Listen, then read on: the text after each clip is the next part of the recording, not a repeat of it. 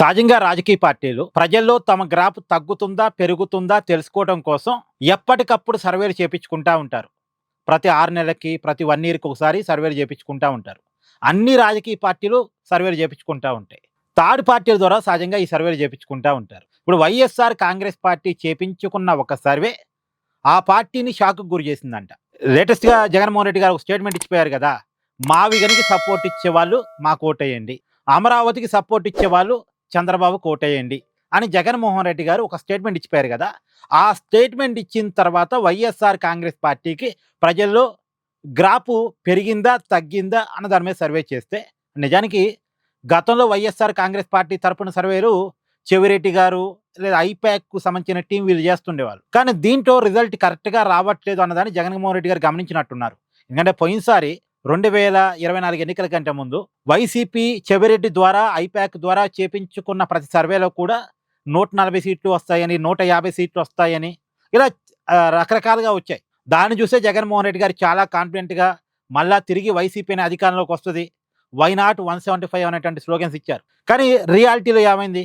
ఉన్న అధికారం పోవటమే కాకుండా ప్రతిపక్ష హోదా కూడా రాకుండా 11 సీట్లుకే పరిమితం అవ్వాల్సొచ్చింది. అందుకని ఇప్పుడు జగన్మోహన్ రెడ్డి గారు థర్డ్ పార్టీల మీద ఎక్కువగా నేషనల్ ఏజెన్సీల మీద డిపెండ్ అవుతున్నారు.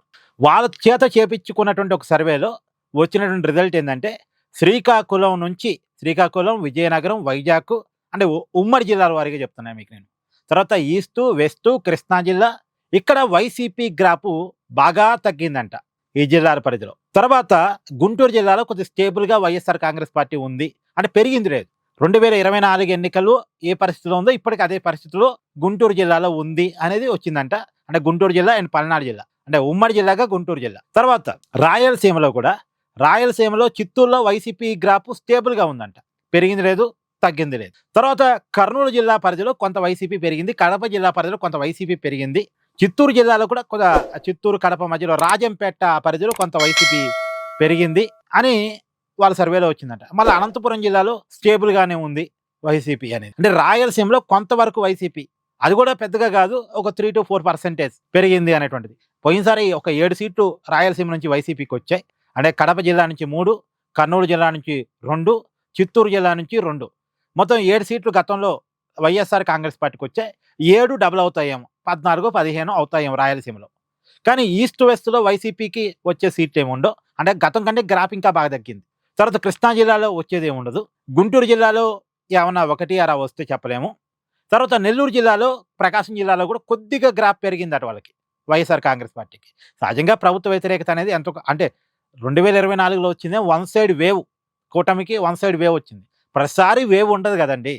ప్రతిసారి వేవ్ ఉండదు. ఇప్పుడు నెల్లూరు జిల్లాలో మొన్న ఎన్నికల్లో 10కి 10 సీట్లు కూటమికి వచ్చాయి. ప్రకాశం జిల్లాలో కూడా కూటమికి మిగతాయి నుంచి వైసీపీకి 2 సీట్లు వచ్చాయి. మిగతాయన్ని కూటమికే వచ్చాయి. అది వేవ్ వల్ల అట్లా సాధ్యమైంది. కానీ ప్రతిసారి అలా ఉండదుగా. ఇప్పుడు నెల్లూరు జిల్లాలో వచ్చేసారి వైసీపీకి ఒక 2, 3 ఏమైనా రావచ్చేమో. అలానే ప్రకాశం జిల్లాలో గతంలో 2 వచ్చాయి పోయినసారి ఎన్నికల్లో. ఇంకొక 2 పెరగొచ్చేమో. సో పోయినసారి వైసీపీకి మొత్తంగా స్టేట్ వైడ్‌గా 11 సీట్లు వచ్చాయి.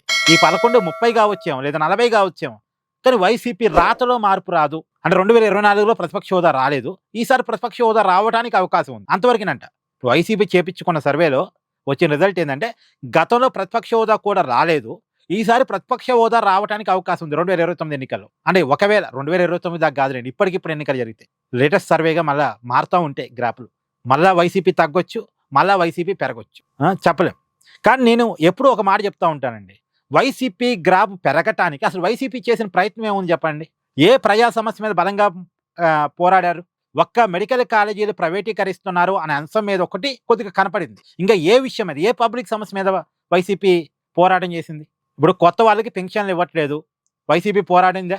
ఆరోగ్యశ్రీ ఇష్యూస్ వైసీపీ పోరాడిందా? పోరాటం చేయలే. ఎంతసేపటికి కులాల మధ్య గొడవ పెడితే వైసీపీ పెరిగిద్దని, మతాల మధ్య కొట్టాడి పెడితే వైసీపీ పెరిగిద్దని, అంటే కూటమి బలాన్ని తగ్గిస్తే తాము పెరుగుతామని ఆలోచన తప్ప తమ బలాన్ని పెంచుకోవడానికి వైసీపీ ఏం ప్రయత్నం చేసింది? లేదు. వైసీపీ తాను పెరగటానికి చేసిన ప్రయత్నం ఏమీ లేదు. అసలు జగన్మోహన్ రెడ్డి గారు ఈ 2 సంవత్సరాల కాలంలో ప్రజా పోరాటాలు చేసింది కానీ, ప్రజా పోరాటాల్లో పాల్గొన్నది కానీ లేదు. కాబట్టి వైసీపీ అందులోనూ మొన్న మావిగన్ అన్న తర్వాత జనంలో బాగా జోకింగ్ అయిపోయింది వైసీపీ పార్టీ.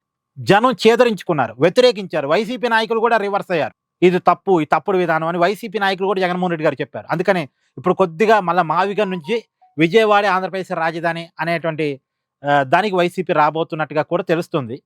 జగన్మోహన్ రెడ్డి గారు చెప్పారుగా మొన్న, విజయవాడే ఆంధ్రప్రదేశ్ రాజధాని అని. అంటే మావి గాని మర్చిపోయి మళ్ళీ విజయవాడ అన్నాలని. మొత్తానికి అమరావతిని మాత్రం యాక్సెప్ట్ చేయడానికి వైసీపీ ఇష్టం లేదు. వైసీపీని యాక్సెప్ట్ చేయడానికి జనానికి ఇష్టం లేదు. ఎప్పుడైనా గుర్తుపెట్టుకోండి, జనం ఆలోచనతో పార్టీ కనెక్ట్ అయితేనే పార్టీ బతికింది. జనానికి తగ్గట్టుగా పార్టీ ఉండాలి తప్ప, నాకు తగ్గట్టుగా జనం ఉండాలని ఏ నాయకుడు అనుకున్నా, ఏ రాజకీయ పార్టీ అనుకున్నా సాధ్యమేది కాదు. Please do like, share and subscribe this channel.